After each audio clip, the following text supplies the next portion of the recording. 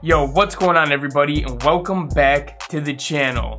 So I had somebody ask me in a stream, dude, how did you get your 808s to sound super fuzzy and distorted like that? That's exactly what I'm trying to achieve in mine as well. And I went ahead and broke it down for them in just a couple simple steps that you can also apply to your 808s every single time to give it that super trap and new age feeling. So if you guys are ready for this one, let's break it right down. Let's go.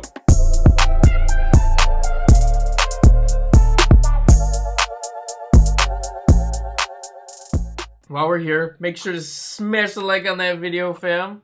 And subscribe if you haven't already, even though you should be subscribed. Like, what the hell? Come on. Come on. So as you can see, I have an 808 in this track, and I'm not even using a kick. So technically, I just delete this. So I don't need it. And the nice thing about not using a kick is that 808 has the chance to give you like that distortion sort of a feel. Almost like you hear with a lot of FL Studio beats and stuff like that.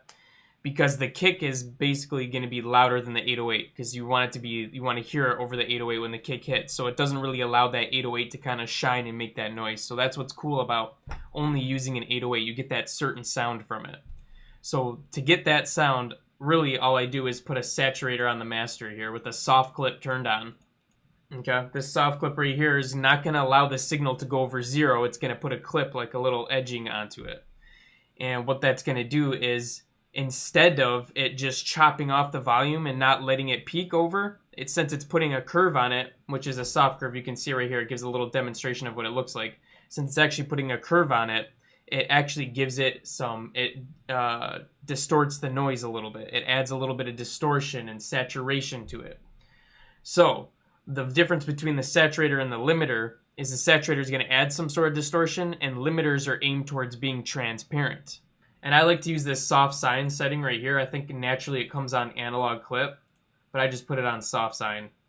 So I just dump a saturator on there, put it on soft sine, and turn on soft clipping because it's usually off. And that's literally it. And then the ozone, I just let the ozone do its thing. This is on the master as well. But you can see there's like a limiter here. There's a limiter and then an EQ, a couple EQs. So look at the limiter is only making it less than a dB louder. So it's really not doing much. It's just really there to catch those peaks. So that's what I put on the master. And this is the last thing that I do once I'm finished with the song. Spins always sound good. And this is a really shortened spins, okay? And if you wanted to achieve something like this without actually having the sample, let's see. Do we have like a regular spins? Let me see if I can find a regular one. Okay, so this would be like a regular spins. And if you wanted to get something similar to that, what you could do is turn down the sustain and then play with the decay. And that's going to be how long it lets it fizzle out for, is what the decay is going to do. So you can play with these settings and you can make it sound shorter or whatever just by doing that. Or this one's already pre-made. See, it's the same exact wave file, it just starts to fade out earlier. So the spins can do those crazy sounds that you're probably looking for. I'm also letting it clip quite a bit.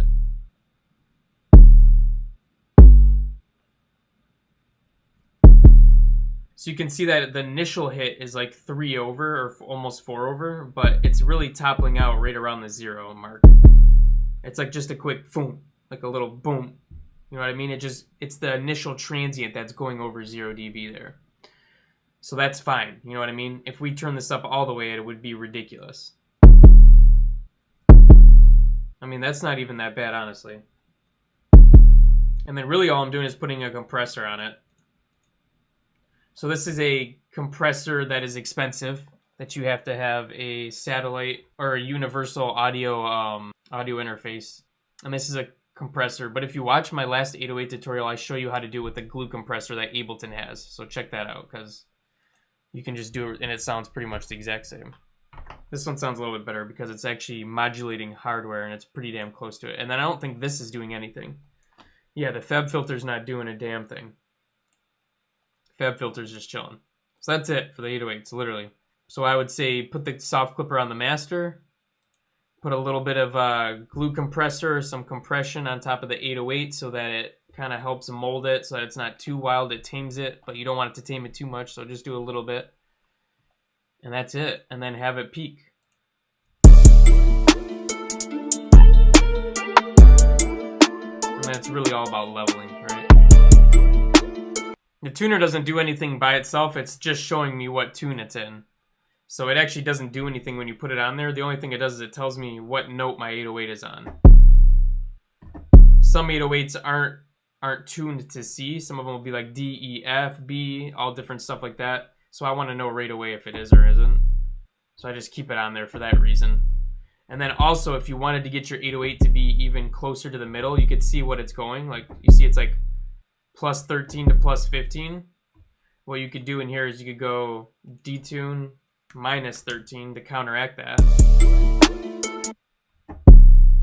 And you can see it hits almost on 0 now. It's closer to the money there, which is going to make it sound closer to the actual note it's supposed to be.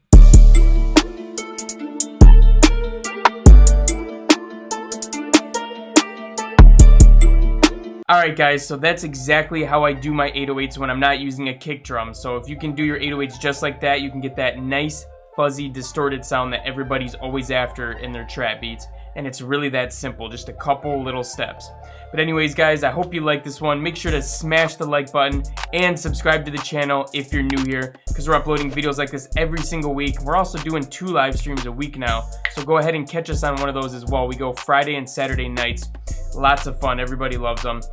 And besides that, if you want to follow us on Instagram, follow us over there. It's at Fearless Beats. We're posting content over there and letting the community what's going on and all that fun stuff as well. Also, there's a Discord if you want to join that too.